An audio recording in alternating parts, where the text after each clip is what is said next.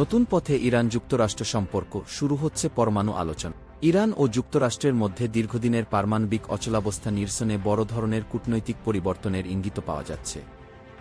সোমবার ইরানের আধাসামরিক বাহিনী আইআরজিসি ঘনিষ্ঠ বার্তা সংস্থা ফার্স নিউজ এজেন্সির বরাতে জানানো হয়েছে, ইরানের প্রেসিডেন্ট মাসুদ পেজেশকিয়ান যুক্তরাষ্ট্রের সাথে পুনরায় পারমাণবিক আলোচনা শুরু করার নির্দেশ দিয়েছেন। মধ্যপ্রাচ্যে চরম উত্তেজনা ও যুদ্ধের আশঙ্কার মাঝেই কূটনীতির জানালায় নতুন হাওয়া বইতে শুরু করল।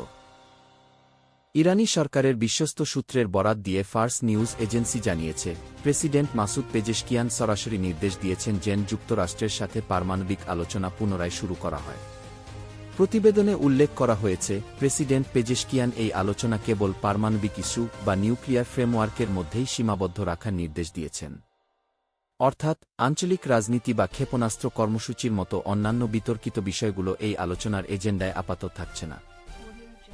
ইরানের প্রভাবশালী বিপ্লবী গার্ড বাহিনীর আইআরজিসি ঘনিষ্ঠ সংবাদ মাধ্যম থেকে এই তথ্য আসায় ধারণা করা হচ্ছে,